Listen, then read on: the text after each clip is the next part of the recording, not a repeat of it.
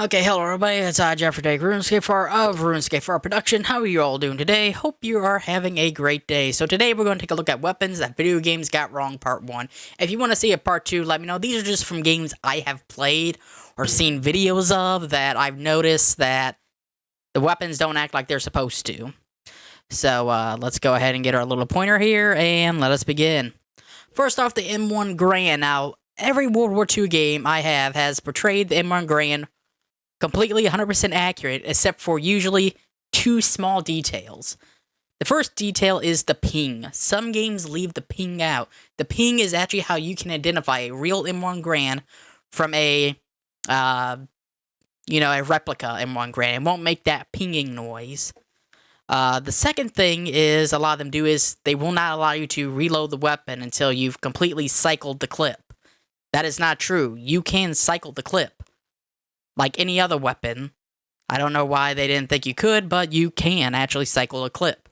And some games get that right, some games don't. Usually, like I said, it's one or the other, or sometimes both.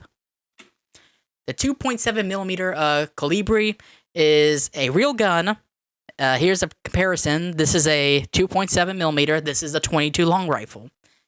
Now, looking at that and knowing what a 22 is, do you really think that could actually one-hit someone from a very far distance, let alone travel a far distance?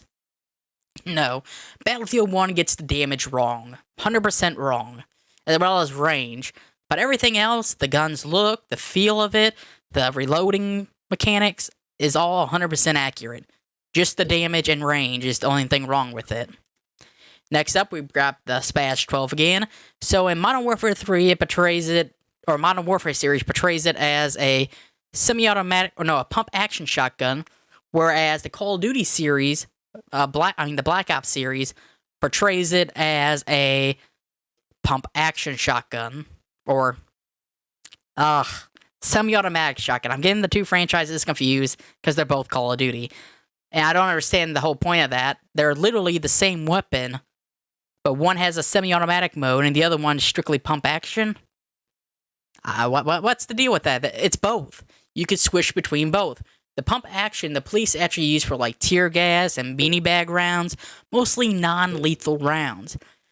The semi-automatic mode's more used for your slugs, your 00 buck, your standard buckshot, birdshot, standard 12 gauge rounds. But in Half-Life, they actually portray this as a double barrel shotgun using the ammunition barrel as a secondary barrel. That's not what it's for. This is an ammo barrel. Your ammo goes into it. It stays in there until it gets loaded into the firing barrel here. Come on, Half-Life. A simple Google search could have showed you that. The FM92 Stinger. Now, in Call of Duty Black Ops Cold War, the FM92 Stinger is portrayed as a lock and load kind of, or a lock, aim, fire rocket, which is what it is, but it can also just be fired by not locking on, which it can't be. It has to be locked onto a target to fire. It's the safety system built into it, so you don't just accidentally aim and fire. It has to be locked onto something. Same goes with SGM 148 Javelin. It has to be locked on now. In Modern Warfare 3, they do, I believe 3 and 2, they do accurately portray everything about the 148 Javelin, except for the fact you cannot reload it. The way this is designed is simply you fire it, and then you take the computer out and you run. And should you not be able to get the computer out, it actually does have a self-destruct mode that fries the circuitry inside of it so the enemy could not take it and reduplicate what the Javelin can do. Same with the M72 Law. It is a single-fire rocket again. I've seen several games and movies portray this as where you can reload it. The M134 version of this, of the M72, you can reload, but that is a dummy rocket launcher. It's a training rocket launcher. It does not fire real live rounds. The real thing is self-contained ammunition. It comes pre-packaged. You pull it out, you aim it, you fire, you throw it on the ground, and you run. Again, one shot, that's all you could get out of it. And they actually suggest that you're supposed to destroy it so that way an enemy could not close it back up and say, put some dynamite in there or some C4 in there and booby trap it. Because when it's closed, it looks like it's not been used, and you can reclose it after you fire it. That was the big mistake. They should have had it designed to where once you pull it out, you could not recollapse it. So that way you know it's been fired. Up next, we got the M134 Minigun. The M134 Minigun is portrayed in so many games as you see right here on the right, as you can pick it up and just kind of go, just mow people down with it like Trevor Phillips in Grand Theft Auto 5, which does look badass, but it's not possible. Or actually, I've only seen one person do it with the big heavy-duty backpack. That backpack contains all the batteries needed to fire the gun and all the ammunition. On top of the gun itself, the weight is unbearable.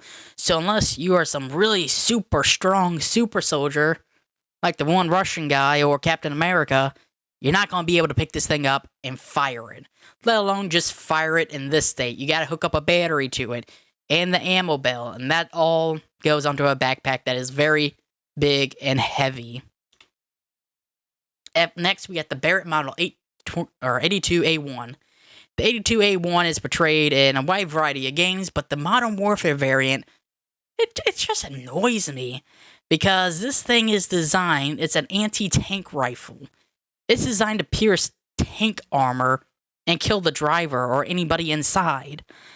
Yet, in Modern Warfare 2 and 3, if you shoot it at a vehicle, you cannot actually kill anyone or destroy the vehicle or anything.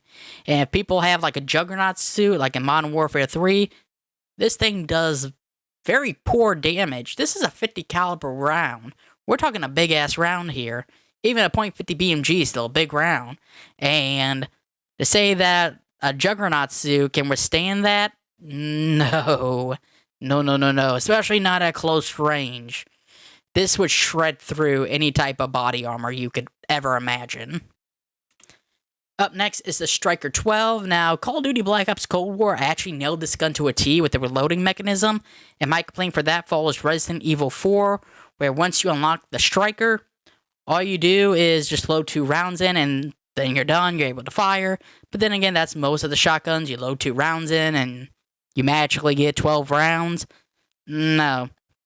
And with this one, that alone just doesn't work because you can't just put 2 rounds in. You put 1 round in and then you cock it with this. And then you put another round in and then you keep turning it clockwise. It operates on a spring system, like a wind-up system. So in order to fire it and use it properly, you have to wind it up, put a bullet, wind it up, put a bullet in it. That's just how it works. And finally, the G11. Now, everything Black Ops did with the G11 was to the T. The only thing is, this gun doesn't exist. It does, but it doesn't. It never saw combat. It never got out of the prototype phase. I think there is one functioning weapon out there of the G11, but most you're going to find is a prototype, and even those are hard to find. From the reloading mechanism, the firing mechanism, everything. Call of Duty nailed it, except for the fact that this gun never saw service and never saw mass production on any scale. So this is what they call a unicorn gun, because it is very, very rare to find even a prototype, let alone the actual functioning model of the G11. And there you go. Those are some guns that I have personally noticed that in video games, they got at least one or something wrong with it. Hope you enjoyed the video. If you want to see a part 2, let me know in the comments below. And as always, have a nice day. Live, love, and game on. If you want to see more information about these weapons, like the G11 or the minigun, please check out Forgotten Weapons. They're a YouTube channel. The link will be in the description below. They talk about a wide variety of weapons and the history behind them.